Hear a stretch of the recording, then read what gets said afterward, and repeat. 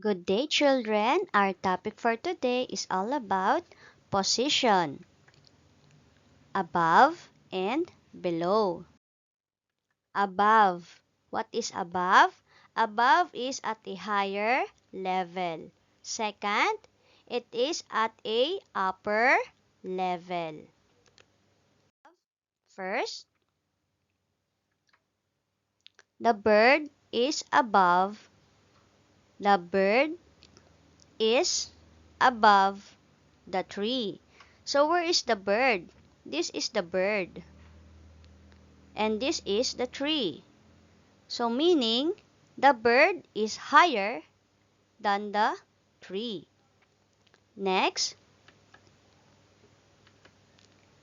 the sun is above the house. So the sun is higher than the house. Okay, next,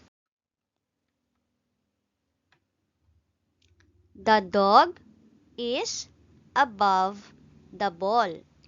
So the dog is higher than the ball. Next, the bird is above the house.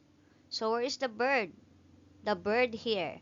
So the bird is higher than the house. So that is the meaning of above. It is higher than the object. Okay?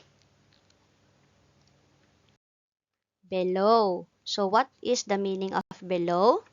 First, it is at a lower level. Next, it is at a down level. Examples. First, the tree is below the bird.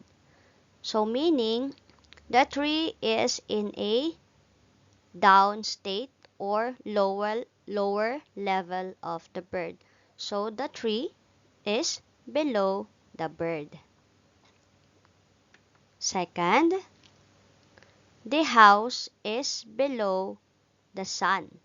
So the house here is in a lower level than the sun. Okay? The ball is below the dog. So the ball here is lower than the dog. So this is below. Okay? Next, the house is below the bird. So meaning the house is lower than the bird. So that's why the house is below. Understand, children? So this is below and this is also below. Okay. So let's go for the activity. Look at the image and choose above or below. So we're going to answer it above or below. First, the cat is sleeping blank the car. So, cat. So, where is the cat? The cat is lower or down the car. So, what is the answer? It is below. Very good. Next, the ball is blank the basket. So, the ball here, the ball is higher than the basket. So, what is the answer? It is above. Very good. Did you get it? Yes. Next, the butterfly is blank the flower. So this is the butterfly. This is the butterfly. So the butterfly is higher than the flower. So what is the answer? It is above. Very good. The fish is blank the boat. So this is the fish. Down the boat. So what is the answer? The answer is very good. Below. Did you get it? Yes. The cow is blank the tree. So this is the cow. Down. Down the tree. So what is the answer? Below. Very good.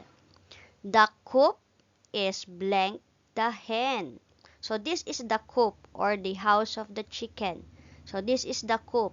Higher, higher than the chicken. So what is the answer? Above. Very good. The rug is blank the sofa.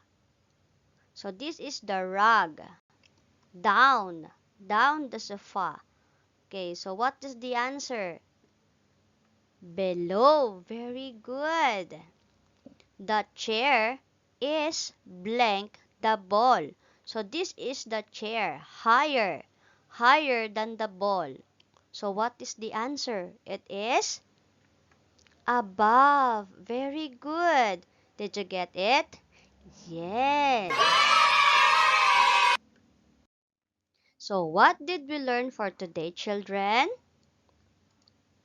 Okay, so we learned for today is all about position. So what kind of position that we've learned? It's all about above and below. Very good. Thank you for listening, children. Remember, learning is fun.